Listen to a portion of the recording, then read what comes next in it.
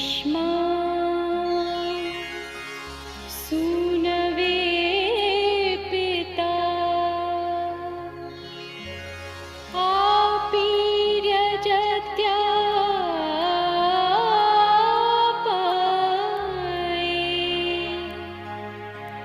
सखा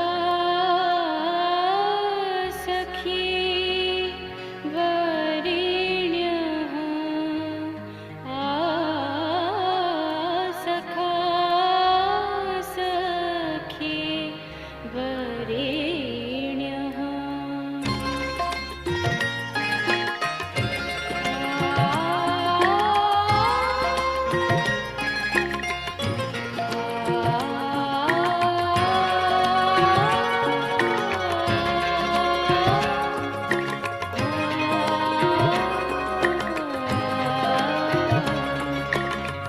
हे प्रभु मेरे परम सखा मेरे परम सखा हे प्रभु मेरे परम सखा मेरे परम सखा तुम ही बंधु हो तुम ही स्नेही तुम ही हो मात पिता दुख में धीरज देने वाले कष्टों में सुध लेने वाले दुख में धीरज देने वाले कष्टों में सुध लेने वाले तुम ही सहाय सदा हे प्रभु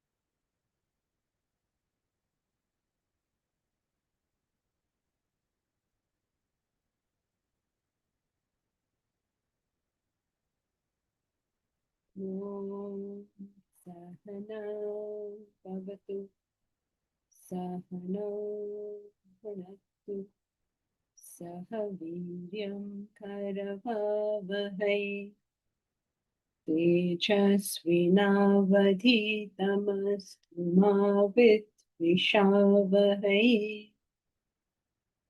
ॐ शान्ति शान्ति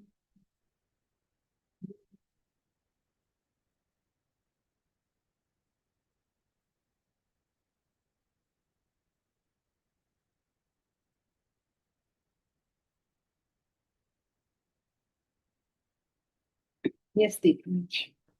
I did general question.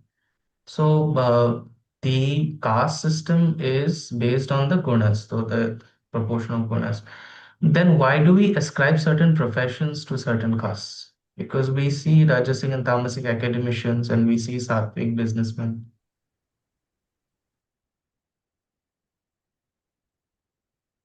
The connection of the profession to the task is the connection of that intention to that caste.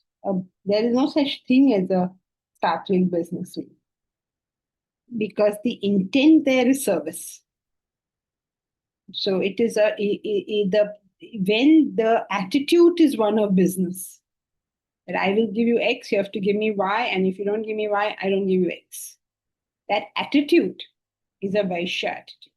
In the world, usually you see this in the world of business. Therefore, it's connected.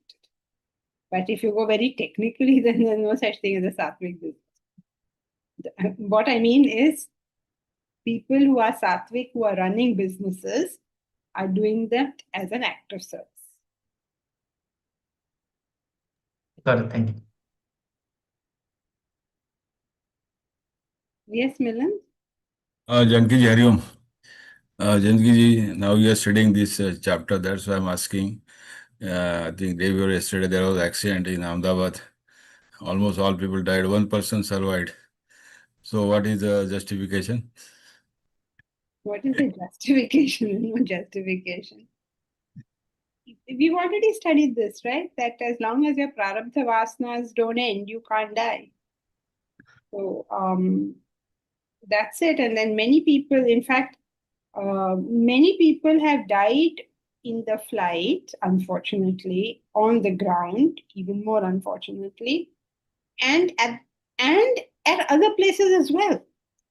So a lot of people dying together is not of much significance. What is very sad is that, I mean, can you imagine that? The two girls, for instance, who their mother died, and then in the crash, their father died. I don't know if you followed the news, but so many, all these things are sad for us. But the thing is, nature doesn't look at it from a human perspective. For us, we will feel, like so sad for those two girls, 4 years old, 8 years old. So lucky for that one person who did not pass away. But in the building, at that exact same time, somebody posted that somebody's Dadaji passed away, and then everybody's, doing the normal Shok Sabha that goes on WhatsApp groups. Om Shanti, Divangat Atma Ho, whatever, Shanti Day, all this stuff is going on. People are dying at that time, many people. So philosophically, it's not very significant. But it is a sad thing. Amazing how many you must have read all the human interest stories. So it's a sad thing, but not a philosophical consequence. Sorry for that very unsatisfactory answer. No problem. Okay, thank you.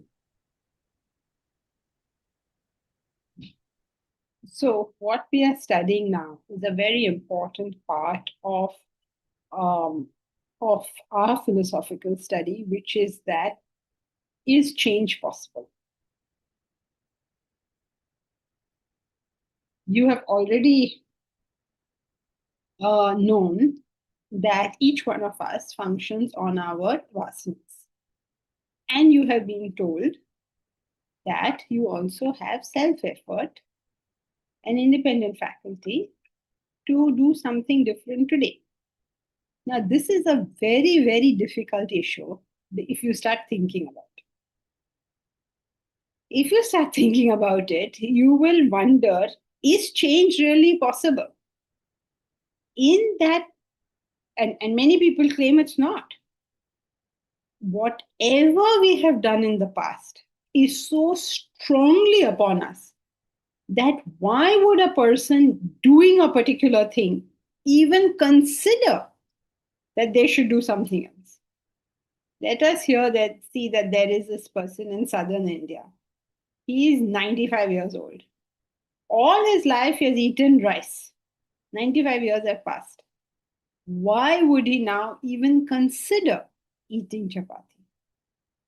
The weight of the past on us is extremely, extremely strong.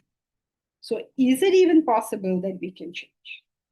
And yet, as a matter of fact, you do know people who have changed. You yourself may have experienced change in something. So these two things are very difficult to reconcile. Some people say, no, that change was anyway embedded in your nature, and so it happened. Some people say, no, it was a completely different thing. Now we are going to study this. Please, please, please pay attention, because this is one of the most difficult aspects of the study of philosophy. And obviously, because it is difficult, it is prone to misunderstanding and misinterpretation. in any communication, we have to pass through 4 stages. Firstly, the speaker must understand what they are talking about. They must know what they're talking about.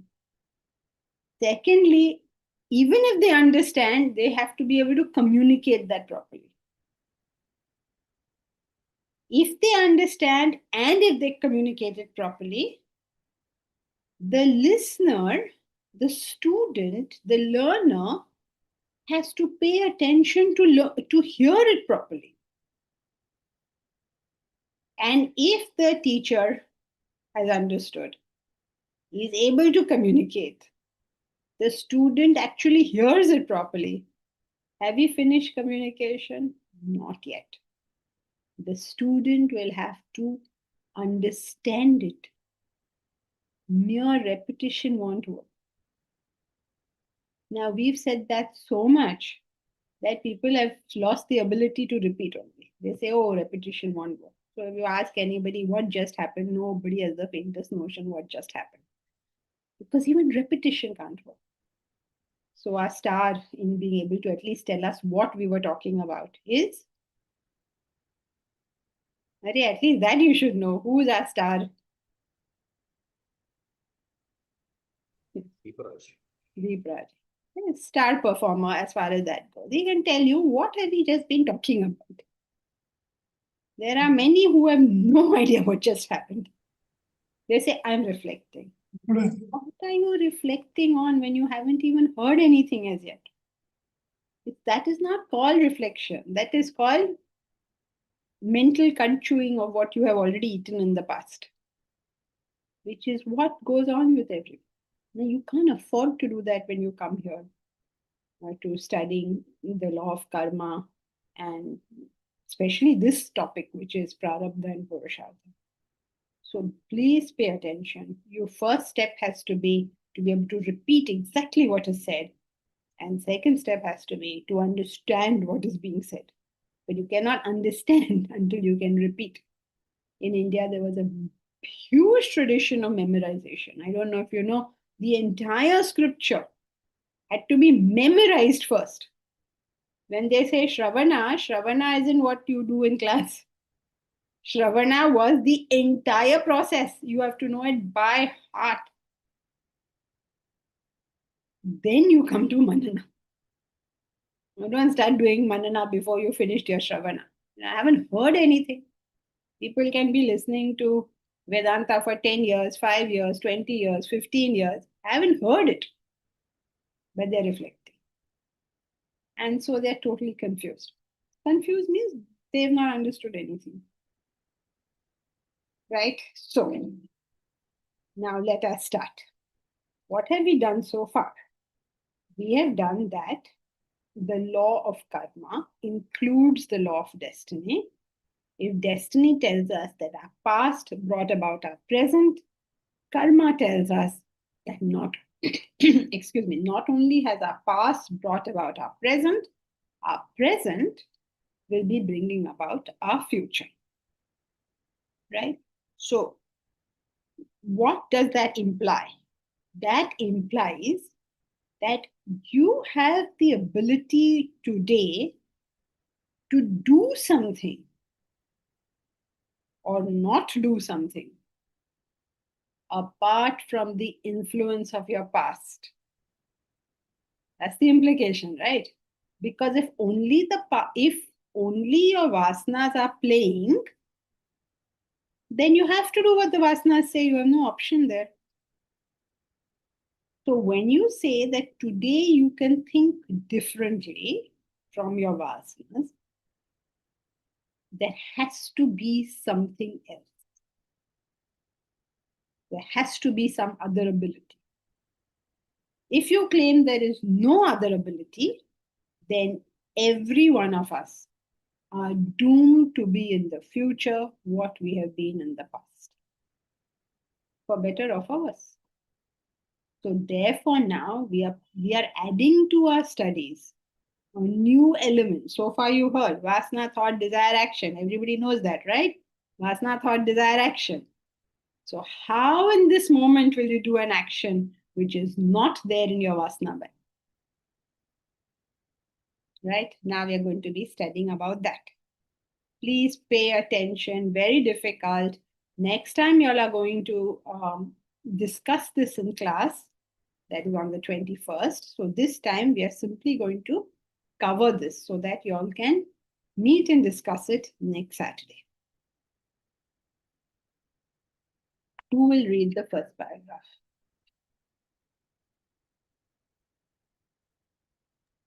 I can read. Go ahead.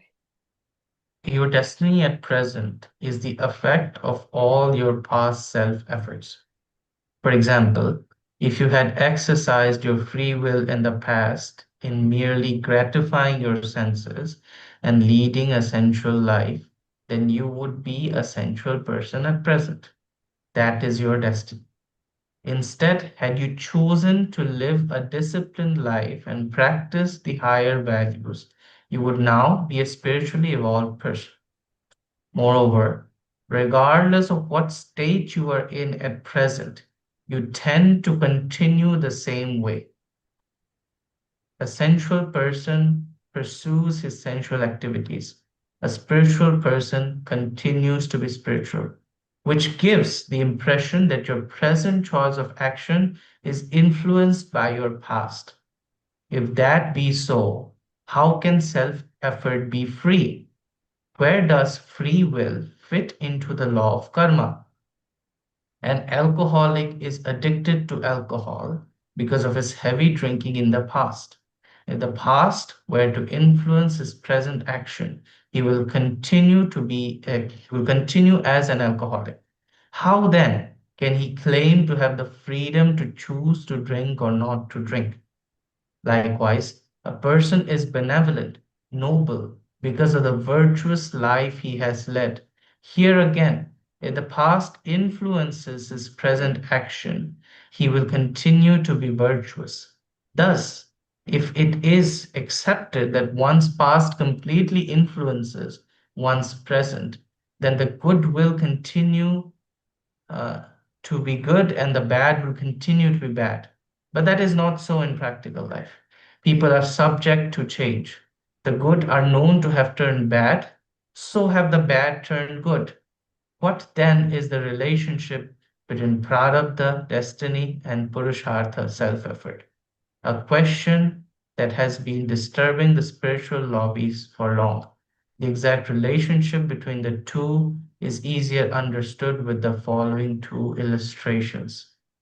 So this paragraph talks about the problem in the law of destiny, the limitation, where if we continue according to our past, if that's the only force that is playing, then how can we explain how people change? So to explain how people change, we bring in this new thing, self-effort, which is completely independent of the past action, the past, yeah. Okay.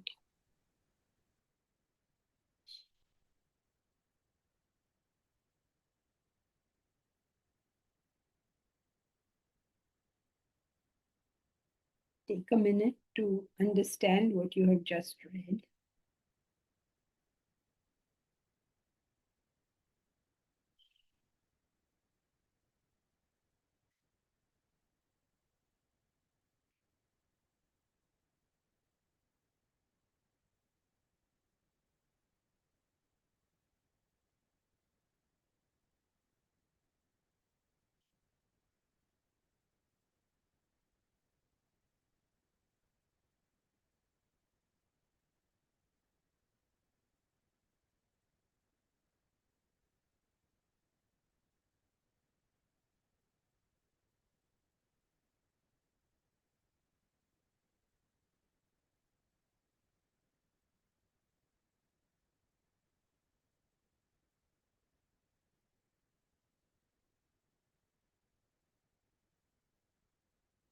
So I hope you understand what is the difficulty in this reasoning.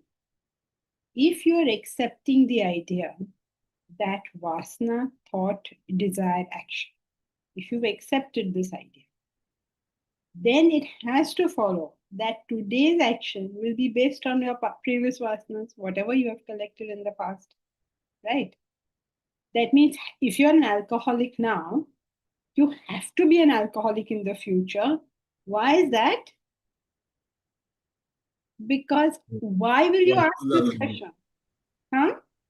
Vasanas are like that. Yeah, why will you consider not being an alcoholic? Similarly, if you've been a disciplined person in the past, you will force to be a disciplined person in the future. Because why will you say I should not be disciplined? It will seem self-evident to you that you have to be disciplined. If you have been, I don't know, living a very sensual life, all you're interested in is movies and shopping and all this sort of thing, why would that person say I should not live this life? Because all his actions, all his thoughts have to come from his vasanas. Right? So we have a problem here. If we accept the theory of vasana, thought, desire, action, we cannot explain how change takes place. Yes, Deepraj? But we can. I mean, that alcoholic, it doesn't only have the desire for alcohol, he can have other desires as well. In fact, most people who come out of alcohol come out because of other reasons, say some family ties or something. So that other desire takes him out of this desire. Think about what you just said. If we are going by your theory, you will have to assume that this other desire is stronger than the desire for alcohol. Otherwise, Yes. it's not possible. But how will that desire become stronger? When he started, he associated with the desire for alcohol. It became stronger and stronger and stronger. Now he's an alcoholic. Now, this other bichara desire is very small compared to it. So, how will he achieve making this one stronger than that? Oh, so the mechanism by which we strengthen a desire comes from self-effort. No, don't go anywhere further. I'm just answering your question that you're saying, no, another desire pulls him out. But then the problem with this theory is, how does this other desire become stronger than the alcoholic desire? He Alcohol desire. Yeah, he reinforces the desire Why would he through. think like that? Why would that thought come to him? Let me reinforce the other one. Because now this one is strong, right? So it's be propelled by this.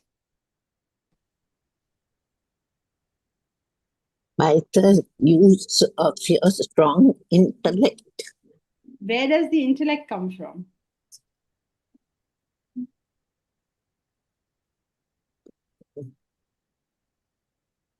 By He thinking. can. Is vasana. Where is vasana? Vasana. Vasanas. Uh, Intellect is a direct product of vasana. If you don't have a vasana in that direction, your intellect cannot think that thought. so that small desire will be strengthened by education. You like Why when he will he receives go it, educate himself? because he still has some desire in that area. No, think about it. Suppose you go to an alcoholic now and say, okay, I'm going to strengthen their other desire for you. Will it work? No, but he can do it himself Right. But how? Why? because he can see the value in How? that better life. He can conceive it through the intellect, right? He can So now conceive a you are better life. divorcing his intellect from his vasanas. How can you do that? No, he's like his intellect is acting in line with his vasanas. Like his intellect works in the arena of alcoholism as well as this other desire, say his family. No, So he can. you are superimposing. You're not going in order. Here is a very strong desire. I'm giving it a number. It is worth 100 units. There is another desire worth 2 units. Right? How can that desire of 2 units be in any comparison to the desire of 100 units? You're saying no, his intellect thinks so. For his intellect to work in that area of 2 units, how? How is this possible? An alcoholic's intellect will work in ways by which he will get his alcohol, not in ways by which he will stop alcohol. He will always think, how can I have more alcohol? How can I escape your vision and have alcohol? His thinking is like that. His thinking is not, how shall I get rid of alcohol? Janki ji, One that second, 1 second. Momita, related it to same was thing. same thing. Related Okay, to same. go ahead. So as per as per Deepra's argument, he will start PhD in physics. Henceforth, he will say goodbye to mathematics. How is it possible? Yes, correct. Why would he think like that? Correct. So, Momita, it was a dormant vasana which only got triggered by the environment or event. Okay, it got triggered. Then what? Already there's a very strong vasana playing. Why will that person run beyond this one, behind this one? But we say that we have a vasana bank, and there are many vasanas that are not manifesting. So what if this event triggered that, however weak a response, but it triggered that other vasana? And then the future again, whether you're strengthening or weakening it, that will play out. But we can still explain it with vasana, thought, desire, action. Okay, but then you have to always assume that change is always because of external events. That means then you've taken your self-efficacy away from people. No, but I have that vasana inherent in me. Yeah, So but that it is won't within come me. out until something outside does something to you. But that is how an experience is, right? I mean, because it's subject plus object always, the experience. Think of what you're saying. On one hand, you're saying vasana always has to be there. Then you're saying experience is always subject plus object. Everything has to come together, right? We are now at the top levels of philosophy when difficult stuff. You can't just randomly say things. Either you're going with the theory that vasana, thought, desire, action. Or you go what other people say, that no, this happened, that happened, that happened, this happened. When we are here, we are not talking about this happened and that happened, right? Now we are going with vasana, thought, desire, action.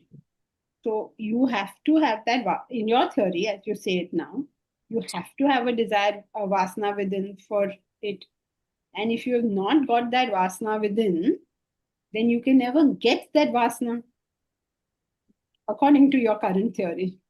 So that means your current theory says real change is not possible. And all the change that you see is merely cosmetic. Means that was already there, it is now come.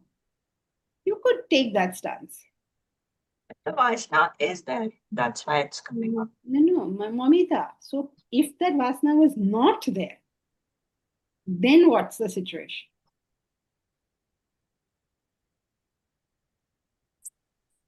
Then we Are don't you change. getting? Yeah. So that means your theory says that change is inherently not possible. If you see a change, it's merely cosmetic. That's your theory, which is fine. You can build a theory around that. Vedanta's theory is not that. We will study this theory. You can say, no change is possible. Many people have this, that destiny is all there is. So your stance, as you are saying it now, is destiny is all that there is.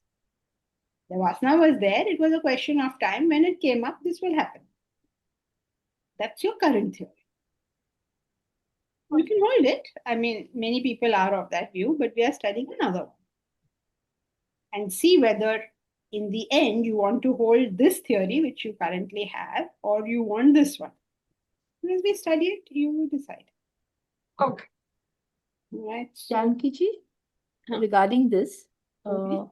this, you have these campaigns, tobacco kills, and you have it on cigarette packets saying tobacco causes cancer. So these are ineffective, is it? I mean, No, they're not ineffective. They are they are in the long run ineffective. How do I put it? It's not ineffective because there are conditions in which conducive environments do bring about what should I say, latent vasanas. Nobody's denying that. We've studied that, right, in chapter 15, that's why they're all saying it, that The environment came up, so your vasana came. So we are not denying that. But what we are saying here is, if you say only that is possible, it means no real change is possible. That means everything in life is destined. If you're saying only that, are you able to see the difference? Can you explain a little bit more? Either you take the stance that your vasanas determine your life wholly and totally. Okay, that's one stance you can take. If you take that stance, then what are the consequences of that stance? Only if you have a current vasana for something, either manifest or dormant, only that you will ever in your entire existence be able to do. Because only vasanas determine your life. So those who are not, which are not manifest, will manifest one day and you will have that. Right? But if you don't have a vasana, you will never get that vasana. It's like, we get into this philosophy. I mean, classes, we started coming to classes. So earlier on in our life, we've not thought about it. We've been doing our career and all that stuff. So that was a dormant vasana, which got manifested right now. So we are attending these classes, right? That is one possibility. One possibility, okay. The other possibility is you created another. So you have to now decide whether the first one is right or the second one is right. So it's left to the individual. No, you have to think of this. Na? Let us say, for argument's sake, you say, no, you are not capable of creating a vasana. You're making me go ahead. I'm trying my best. I tried to avoid it with Momita also. You just think about this. Suppose I claim now that I cannot create another vasana separate from what I already have. Then I will be left with another question. How did I get the vasanas I got? So there has to be some mechanism by which different vasanas are being created. Otherwise, it will have to always go in one direction. So if I do not accept that a new different type of vasana I can get now, then I have no explanation of how I got these vasanas either. Because as of now, I know, no, I have different types of vasanas. How did that happen? So this is, like I'm saying, it's complex. So just go step by step, because it's like unpeeling an onion, and you realize that every time you make a statement in this, what repercussions it has on other things. Basically, you have got three stances here. Either you say that whatever it is, it continues. Okay, if you're good, you're good. If you're bad, that continues. Or you say that, no, it doesn't continue. You can change it.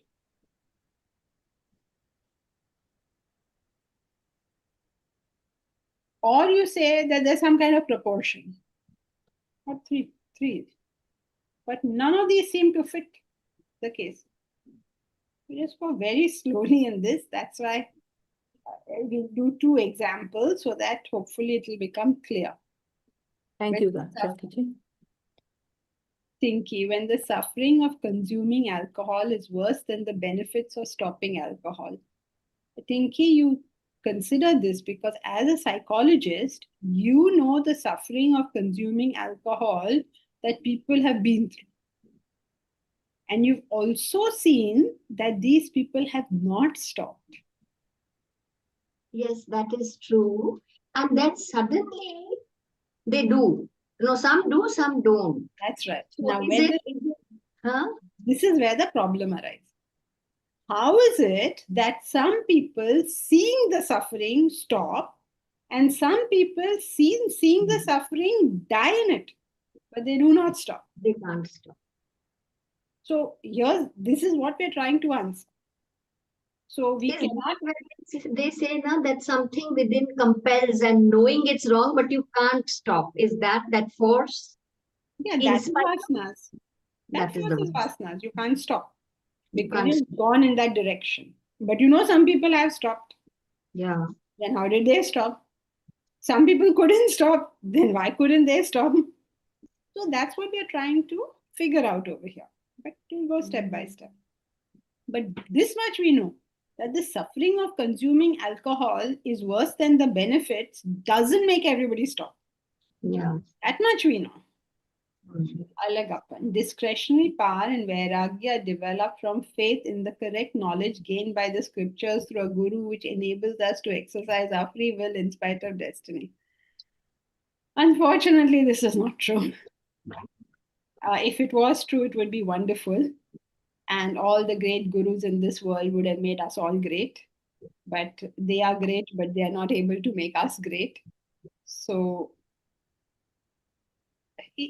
I mean, we can throw all these words around, but we know that this is not a fail-proof method. You know, just every time you find a fail, then you add one more word. That doesn't solve it philosophically. We're solving it. Don't worry. You people are all trying to solve it in one paragraph. We're solving it. Don't worry. It's coming. Vidushi, wouldn't a latent vasana not be that strong, that is strong enough to cause one to change from acting in line with a manifested strong vasana? You need, I mean, there is no reason to assume this because a strong vasana may be latent as well. So you wouldn't 100% accept it, but yes, this possibility also exists.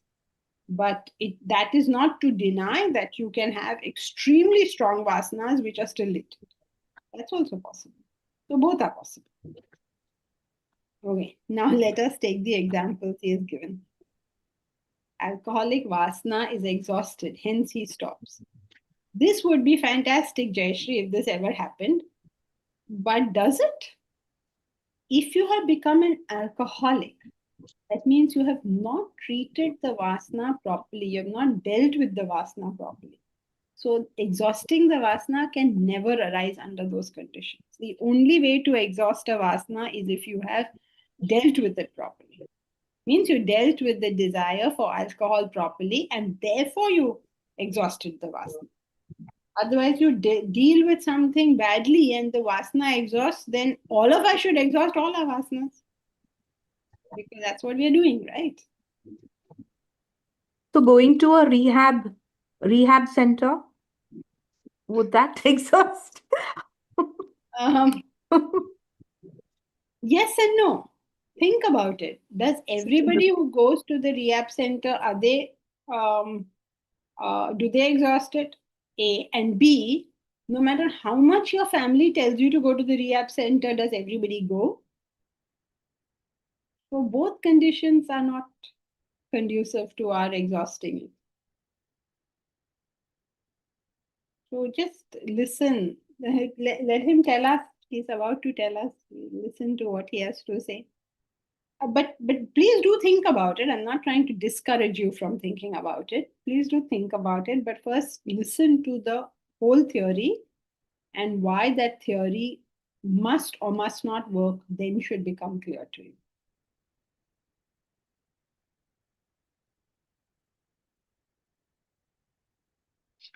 Okay, so I think that we should do 2 paragraphs this time. Who will read the next paragraph? This is an example that he has given for this, and he's explaining the example. So who will read these 2 paragraphs?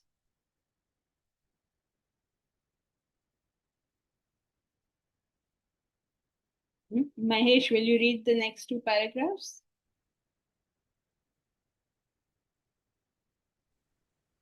Yeah. The first comparison is to a motorboat. The speed of the motorboat is 16 kilometers per hour in still waters. The boat is in a river moving downstream. The water in the river flows at 2 kilometers per hour. The speed of the boat downstream will then be 18 kilometers per hour, 16 plus 2. While moving upstream, the speed of the boat will reduce to 14 kilometers per hour, that is 16 minus 2. Thus, the speed of the boat varies from 18 to 14 kilometers per hour depending upon its movement down or up. But all along, the actual speed of the boat remains the same at 16. The original speed of the boat is independent of the speed of water. Yet when it moves in the river, it becomes 18 downstream and 14 upstream. Now compare the original speed of the boat to your Purushartha, self-effort. The speed of water to your Prarabdha, destiny. Your self-effort is ever free. Your destiny cannot alter your self-effort. Just as the speed of the water cannot change the original independent speed of the boat. Nevertheless, in effect, the boat gains 2 kilometers per hour downward and loses 2 kilometers upward. Similarly, even though your self-effort is independent, it is in effect altered by your destiny. When you apply your self-effort in the background of your destiny, the effect produced is different. Your self-effort makes its free choice in the background of your destiny. The combination of your effort and destiny produces a different effect. So the author is trying to say that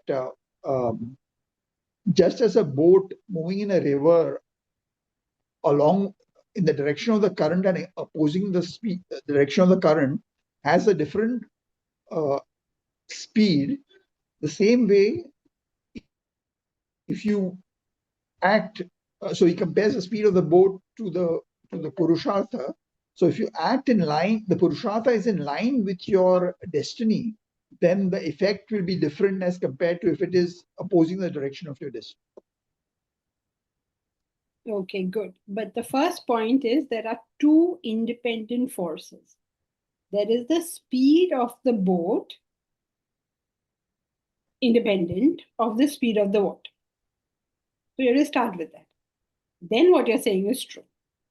Now, when you put these two forces together, you put that boat in the water. If it is going in the direction of the water, it will appear to have a faster speed. If you put the boat in the opposing direction, it will slow down that speed. But still, the speed, the independent speed of the boat is whatever it is. So similarly, every one of us have got two things. Remember the old example? We should have done that before we started this one. Remember the old example? There is a bank account.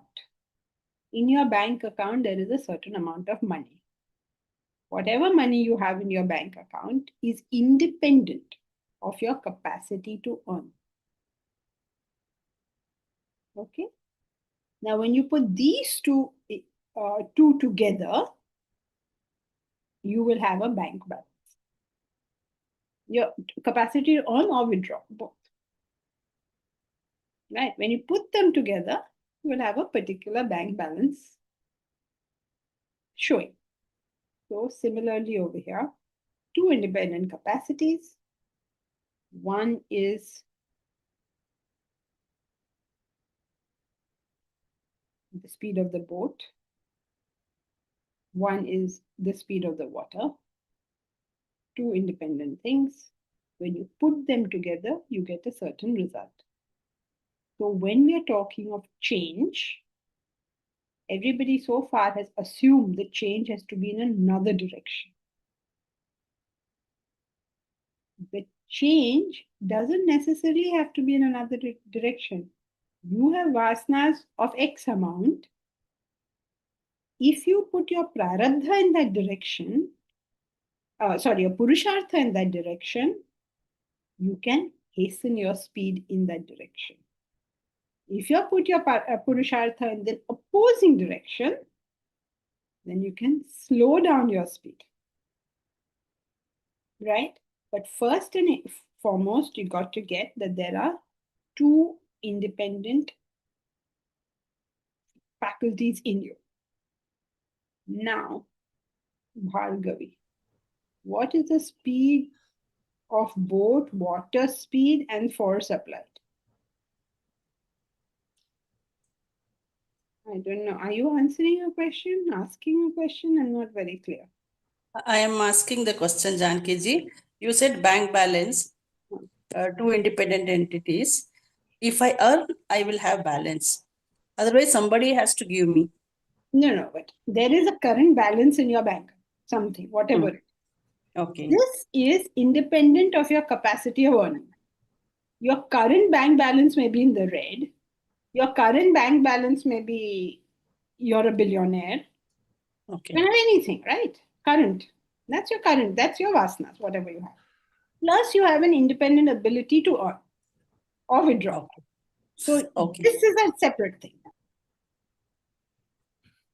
Yeah, Janki ji, there could also be a third option wherein you have switched off the boat.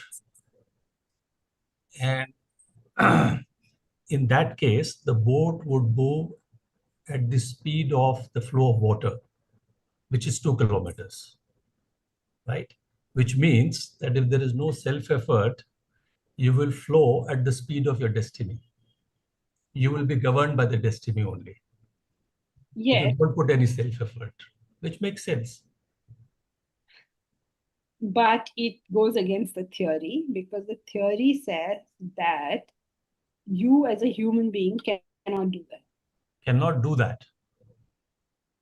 You will choose either, you will choose consciously or you choose by default. Either way. But there is no second in your life that you're not choosing. That choice is with you at all times. Whether you choose to go with your vasanas or against your vasanas, the choice is with you. So technically, you can never switch it off. I mean, you can only switch it off as a human being under two conditions. Either you are dreaming or you're dead. No other creature has this. All animals have switched it off. I mean, switch it off means nature has switched it off. So if you're alive,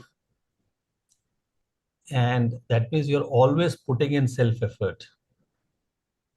Correct. Against destiny or with it. Or with it. Yeah. But you can't remain static. Right. As long as you're in the waking state of consciousness. Yes. As long as. So you're always moving. So you're never flowing at the speed of the river. It's always ahead or behind. No, you can't flow at the speed of the river because you're choosing that. You have chosen to say, okay, now I'm taking no action. That you can do. So I will flow at the speed of the river only if I'm not putting in any self-effort.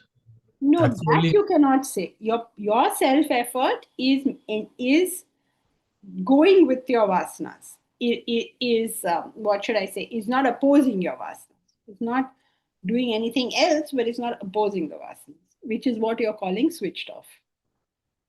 Yeah. Okay. Janki ji, it is like going to school and taking extra coaching classes, right? For getting better grades. Is it so?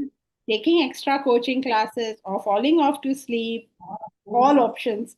Going to school, you're forced to. Your mother made you go.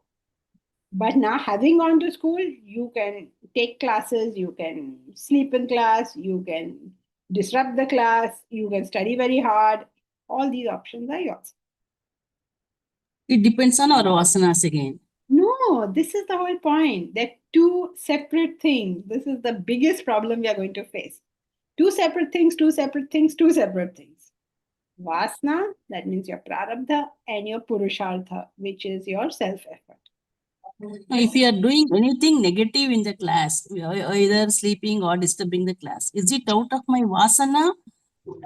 Bhargavi, you can't switch your argument midway. You started by saying that going to school is like your prarabdha, and what you do in school is your purushartha. That was your example. Now don't change it. No, I am not changing. Here we go to school. It's a group of children go to school. Group of children take a tuition. So some will have the what is that mind intention of getting good scores, and someone though they go again either they sleep or they disturb the classes. Something nonsense they do. Is it depends on their vasana? If it is my own, if I go on my own to the coaching classes, I do better. If it is by force, if suppose my parents send me to the classes and I go. Nothing to do with that. This has to do with If you are a hardworking student in the past, you will continue to be a hardworking student.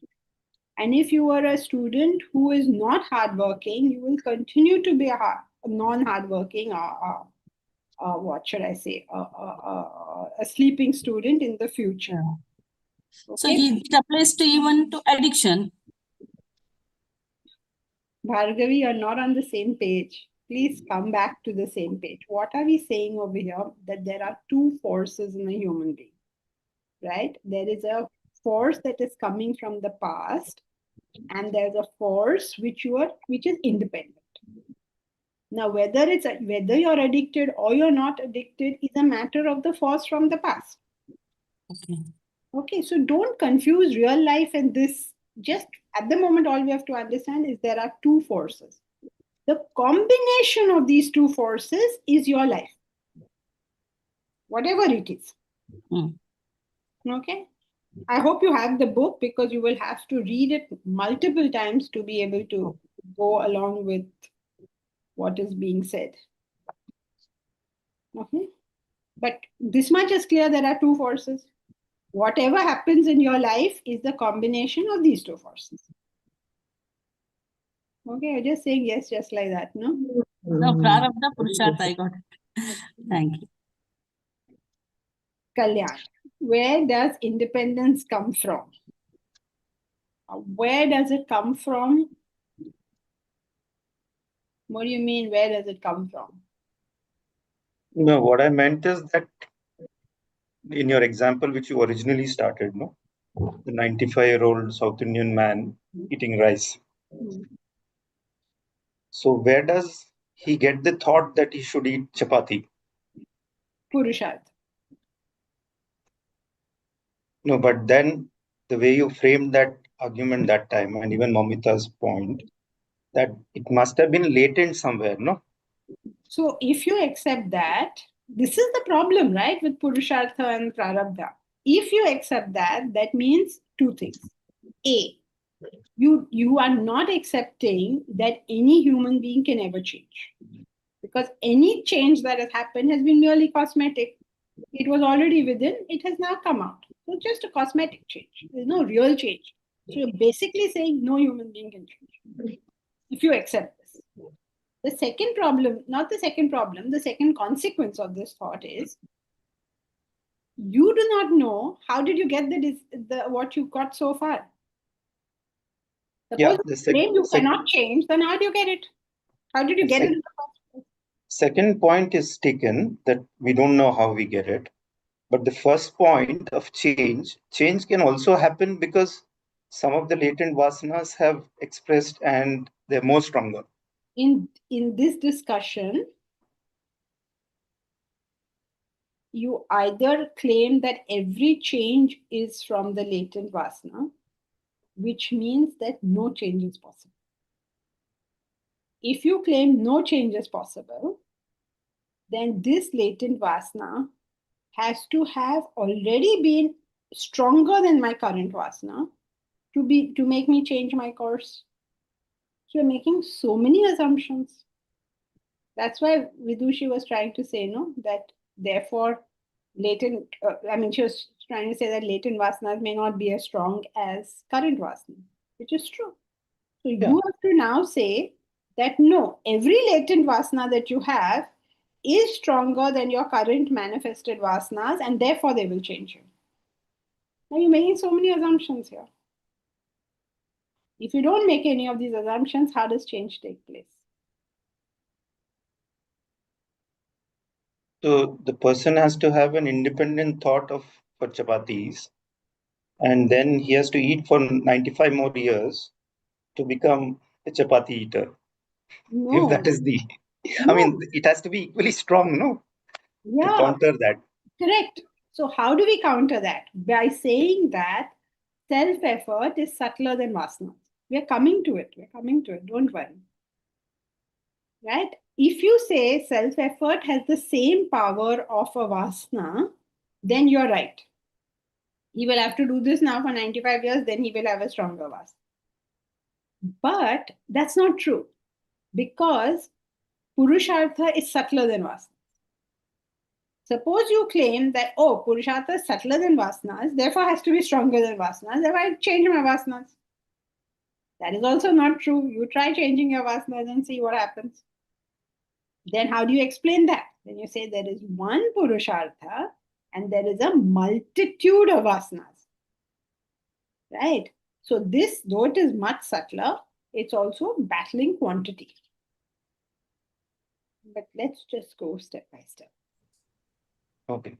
So, but first, at least this much must be clear. Two independent faculty.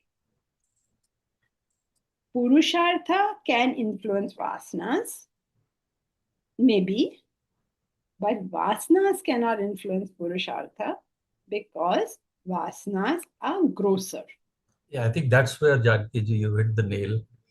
That's where I think the struggle is in terms of understanding that self-effort is triggered by a desire.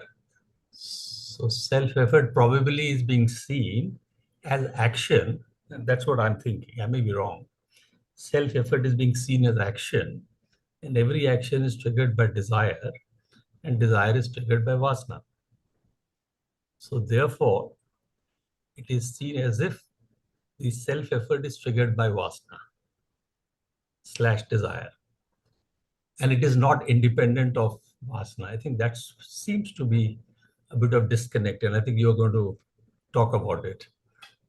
Yes, so that's why I go on and on repeating myself. There are two independent forces. Two independent forces. I think that's where the issue is. Yeah. So they're not dependent, but independent. Independent forces. Purushartha can influence Vasanas, but Vasanas cannot influence Purushartha because Purushartha is subtle. Now, Purushartha is a word most people in Hindi take it as ki kaam karo, like effort dalo. We are not talking about that Purushartha. We're talking about the Sanskrit Purushartha, which is free will. Are you free or are you bound? So yeah. So we'll read. He's given us many examples. And it's not easy, but we will make our way through this. He's given another example. I think we'll read both the example and the explanation together. Oh no, he's given one more. Okay. 3 examples. All right, so who will read that? Mamita, you'll read this one? Yes. Consider the case of the alcoholic. One day, the alcoholic may choose not to drink. He exercises his free will to abstain from liquor, and yet he may be found consuming it. The reason being that his destiny, the background of indulgence, is more powerful than his effort to abstain. When both these forces operate, the resultant effect will lean towards the more powerful. That explains why he drinks even if he chooses not to do so. If, however, he continues to exercise his choice not to drink, he would gradually neutralize the effect of his destiny and stop drinking. The second example again illustrates how Purushartha self-effort functions in the background of Prarabdha destiny. A wall is painted in yellow color. Apply a little blue paint on it. The blue mixes with yellow to turn green. Those who look at the wall do not see blue. They see green. In fact, you are applying blue, but it appears green. Keep applying blue over and over again. The yellow gets neutralized and the color turns blue. The yellow wall has now become blue. The blue paint is free will, your self-effort. The yellow paint on the wall is your destiny. Just as the blue in the hand is free from the yellow on the wall, your self-effort is independent of your destiny. But when you apply your self-effort against your destiny, the effect produced is different. Keep on applying your self-effort in the same direction. In course of time, your destiny changes in the direction set by your effort. So we are saying that in the example of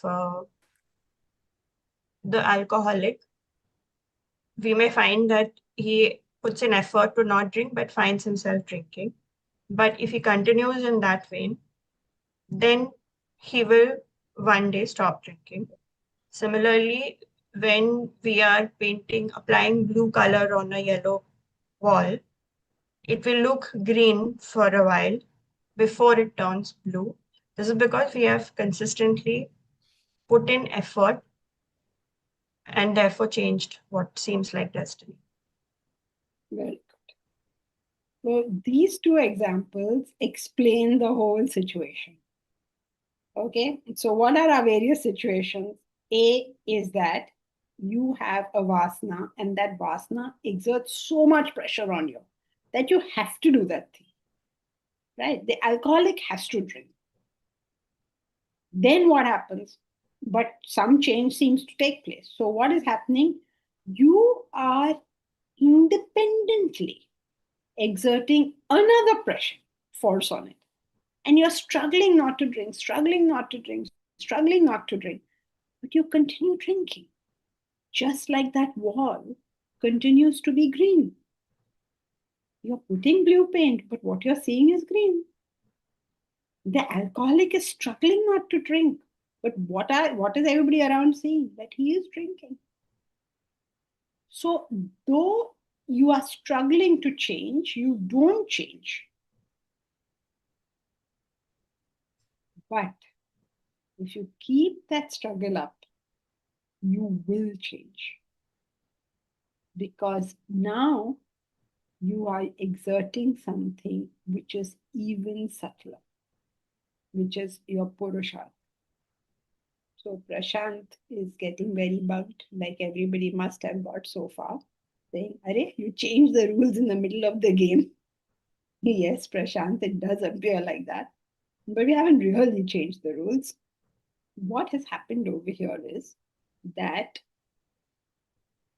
we have always said, exert your intellect and you will change. Any philosophically minded student will say that intellect is the result of vasanas. So why will your intellect tell you to do something different from your vasanas? That's an impossibility. So this is an explanation of how that will happen. You've already heard that with your intellect you'll do it. But that's if you just go by vasana, thought, desire, action, that's impossible. How is that going to be possible? So the rules have not been changed. You have just learned why it is what it is. The rule is still the same, that you will be using your intellect and controlling yourself. The rule stays the same. But this is answering another question that says that is an impossible thing. How can that ever happen? Because my vasanas are so strong, why would my intellect even think anything else? Like a person who has very strong vasanas of business, wherever he goes, he'll see business. You try and tell him something other than business, he won't understand this. But he does. So how? Because of Purushartha. But how can Purushartha do this to vasanas? Because it is subtle. If it has the same strength of vasanas, then it will not be able to change it. But it's subtler. That means it should be able to change. But when you try to change, it doesn't change. It takes time, right? There's always a time gap between you trying something and it actually happening. So why not just say Purushartha exists? Forget vasanas, Purushartha. If you take the stance that only Purushartha exists, that means anytime you can change into anything. Today we are seeing Arun Sehgal paying attention to Vedanta. Tomorrow he may be a camel. No interest in Vedanta. Right? If only Purushartha is there. If only vasanas are there, what will happen? Continue. Only Vedanta. Yeah, only Vedanta. So now, as a human being, we know that change is possible. People do change. Now you can explain that change in other ways. The other way to explain it is no change is taking place. Latent vasanas are coming to the surface. That's one way. But if you go in that direction, you have these other problems. Now, enough you have learned. Next Saturday, please get together, discuss, confuse yourselves completely and thoroughly. And then when you are completely confused, then the Saturday afterwards, we will discuss it again. I hope at least through the group discussions, the two stances will become clear. And you're able to understand that there are two separate things. And you start touching it, understanding that two separate things exist will only be difficult. So please, next time it's not a holiday, right? Most people think that you decide it's group discussion, so it's a holiday. It's not a holiday. They're all expected to come. All 35 people who are here. Not that I will not come. No, you will come. Because you simply will not understand until you discuss this sufficiently. You simply won't. You'll go on with that old thought, whatever you had. So please discuss it. That's why, this is, this is a course and we have placed it like this. Please discuss it next Saturday. And then big group discussion the following Saturday. Also, incidentally, next Saturday is this talk for corporate leaders. If you're a corporate leader, please attend the talk for understanding the application of Vedanta to your corporate life. If you're not a corporate leader, you can tell anybody else who is. So if this is for senior corporate leaders, it's a half an hour talk, just in the hope of explaining how they can benefit also from this knowledge. They won't come to class, maybe these corporate types. No, I mean many corporates big high leaders like Arun Sehgal, Kalyan Kumar, they do come to class. But Ankiji, that was the question I had. You said it's for corporate leaders. But what about retired corporate leaders? They are still leaders, so as long as they are leaders, they're eligible, right? They're still leading stuff, so you can't call them retired. So retired but not tired. And they're actually doing stuff, so can't say they're retired. So please, whoever would find this beneficial in your corporate life, please do come. I don't know. Vedanta Wisdom also wants to make an announcement, so please go ahead. No, it was the same announcement. Oh, same announcement. Okay, you also make it. Maybe you'll make it better than me. You already covered all the points, Ankiji. Yeah, but we will be sharing the link of the registration page, the landing page on the group. So like Jankiji mentioned, in case you don't want to attend it, maybe you can forward that link to people you know who would benefit from this, senior corporate leaders. And please encourage them to register and attend this. That link is already been shared. We'll do it once again. You'll share it on the class group, right? Class groups, yeah. We can share again. Okay. Thank you. Thank you, Thank you, Janki. Janki ji. Thank you, Janki ji. Hari